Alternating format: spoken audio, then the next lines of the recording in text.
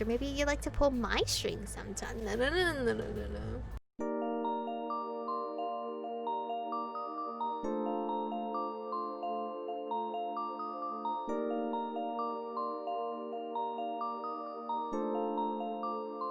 Hello, Aromas. This is Aromie here, and welcome back to Red Embrace Hollywood. We're right here, brand new night. I'm assuming maybe this time we're gonna go to the abattoir, maybe? I felt like I'd been having an intense dream, but as soon as I tried to remember it, the image faded away. But more importantly, there was a gnawing, awful ache in my gut. Hunger pangs had woken me up again, apparently. Charisse was probably expecting a report on Aloysia today, so I needed to pay the club a visit. But I had to feed first. Even as a vampire, breakfast was obviously still the most important meal of the day. Drink from a human. Going out anyway, I decided to leave the hotel first, figuring I could drink from a mortal as I walked to the abattoir. It was essentially the vampire equivalent of grabbing fast food on my way to work.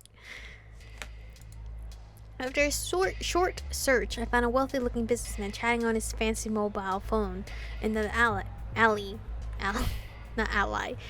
probably about some shady deal. When I pounced and sank my fangs into him, his phone clattered to the ground, but his moans were definitely loud enough for the other person on the line to hear. That would make fun for a conversation later.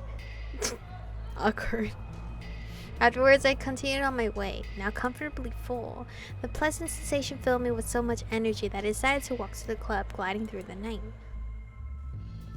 It's gonna be quite interesting because we technically already met Aloysia in this route. The abattoir looked just like it had during my last visit, only less crowded. Plenty of people still slithered around, grinding on each other, making out in dark corners, but it looked like I was too early for peak hours. Still, setting foot back here brought back a torrent of memories from that night.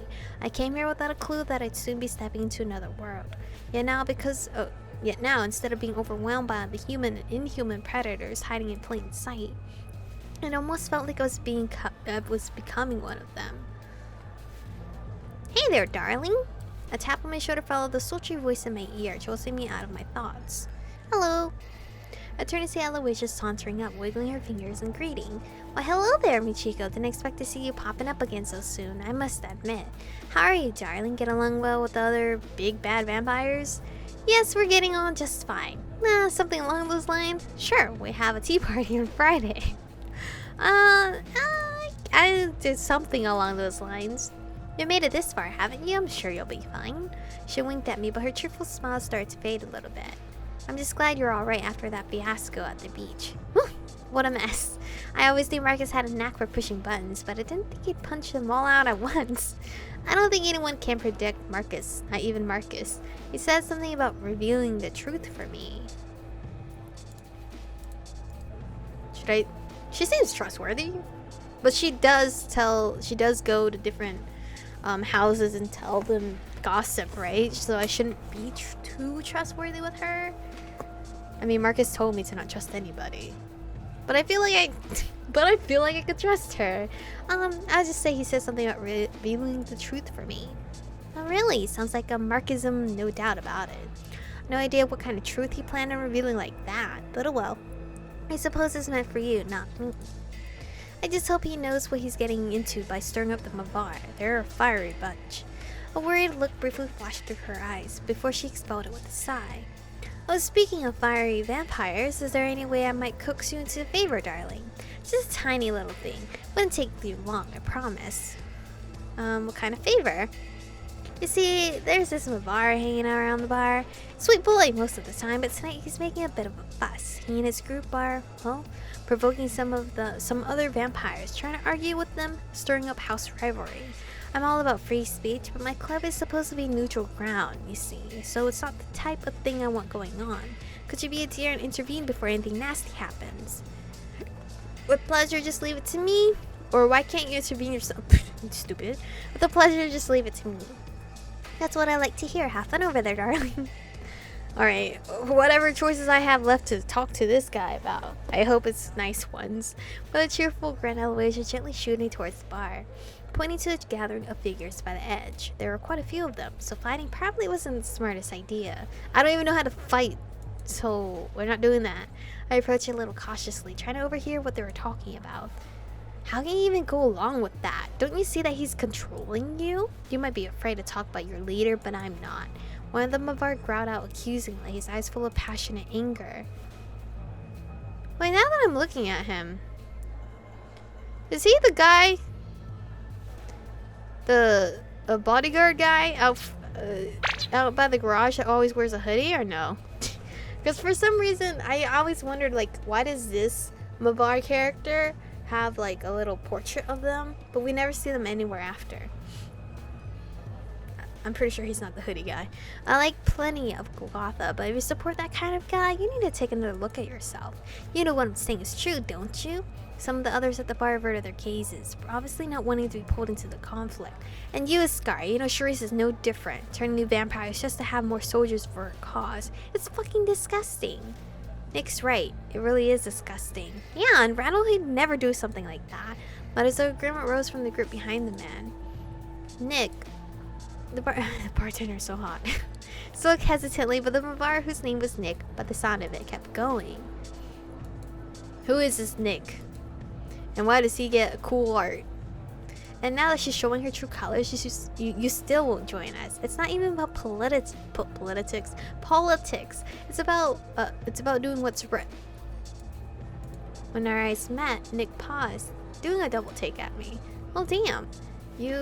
Aren't you the new girl? The one who just got turned? That's me, yes. The one and only. Did you want an autograph? Actually, I have a name. It's Michiko. That's me, yes.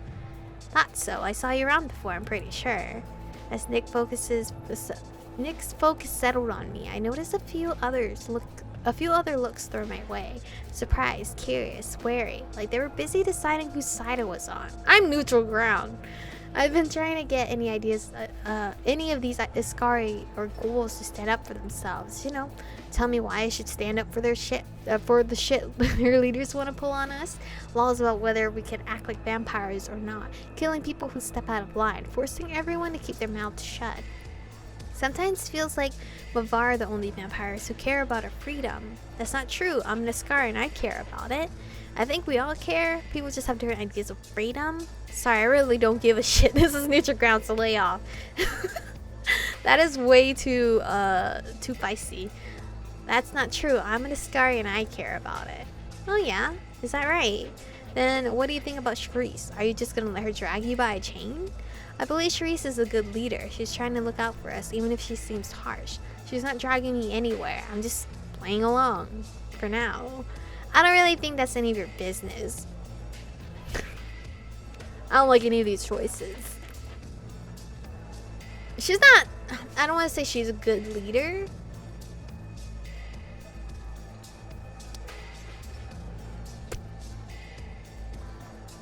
I'm technically playing around right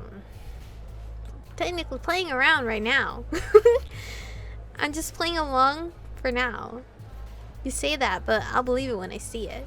2 minutes Scar to tell you what you want to hear. No substance behind it. He let out a passionate sigh, ruffling the back of his shaggy hair. I'm not here to stir up trouble just for the hell of it, but sometimes you got to push a situation to get any results. This is a coven. We're like an organism. Everything affects everything else. And you're part of it now, Michiko. You understand that, right? I'll take a stand from abilities when I think it's the right time. Honestly, I really don't want to get involved. Shh! Listen carefully. You can hear the last book I give flying away. Honestly, I don't even want to be in this mess. And I can't do this first choice because I technically already did it before. Honestly, I really don't want to get involved. He sighed, shaking his head in disappointment. Don't know why I even wasted my time. I should have known Charisse already brainwashed you. She brainwashed me to say I don't give a shit about this political thing. Come on, guys, let's get out of here. Ugh, what are my rates right now? I mean, it's pretty neutral still. Neutral ground here. Motioning to the rest of the group, Nick stalked off towards the exit. As some of our followed after him, some of them shot me dirty looks. What the fuck? Obviously, they hadn't thought much of my reply. I mean, I guess it's really bad for me, but like, I don't care about what's going on right now. I'm just trying to live life. But the Iskari and Golgotha nod at me gratefully, going back to their drinks in peace. You win some, you lose some. Leaving the bar behind, I wandered back through the dance floor searching for Aloysia. Soon I spotted her standing by the wall, chatting with a man in something very close to a gimp suit. Gimp suit? And gym suit. She quickly waved him off as I moved closer, welcoming me back with a bright smile. Seems like your diplomacy did the trick, darling. Very nice. Now that you've taken care of that nasty business, why don't you tell me what you really came here to say? I'm all ears. She leaned in close enough to comfortably talk without shouting over the music, and I caught a whiff of rosy perfume. I came to negotiate an information deal. A deal? Whose deal? Just what kind of information? This sounds a bit ominous. Charisse wants to know about the vampire meetings and fights here. It is. Charisse wants you to spy on the vampires here. I shouldn't say spy. She just wants to know. Charisse? Oh right, Charisse. Yes, my mistress always called her queen bitch, like Randall seems so fond of doing.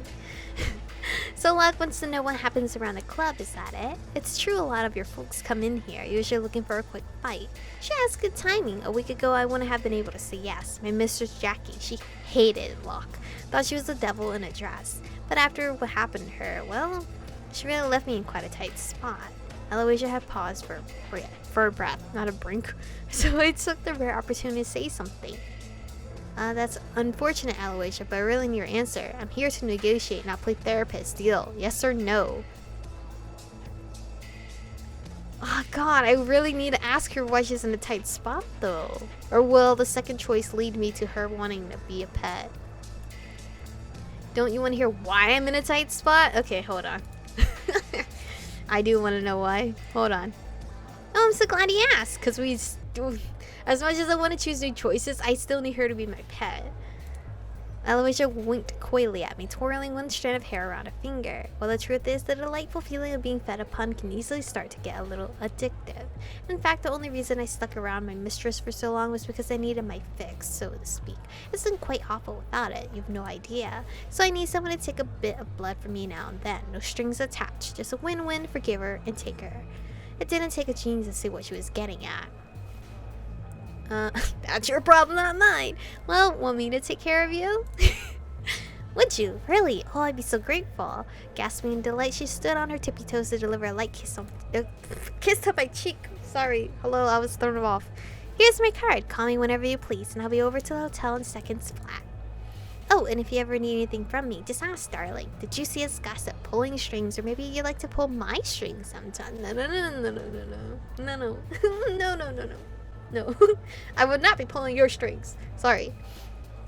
It's like you read my mind. Our next meeting will be fun, no doubt about it. I only pull men's strings, but I'll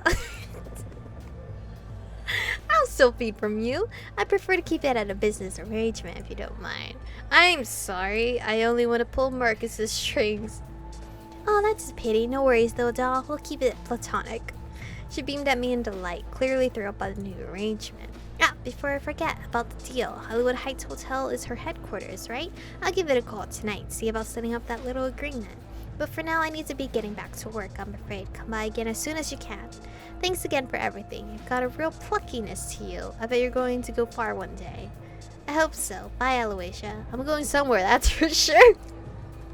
No, I won't say that one. I'll say, I hope so. Aloysia blew a kiss at me before turning around, sauntering back towards the Mavar-free bar. And with that, my job was finished. Great! Good job, me. Didn't die yet. After worming my way past a few unwanted admirers, I managed to slip out of the club. With still plenty of time before sunrise, I could visit a few places tonight if I could just find a taxi to flag down. The main streets were already flocking with people. I turned the corner to a more quiet road, about to hail an oncoming cab, when my senses suddenly prickled. Someone was watching me. We're not going to figure out who that is until the next episode, though. So, thank you guys for watching. Stay beautiful, and I'll see you guys in the next one.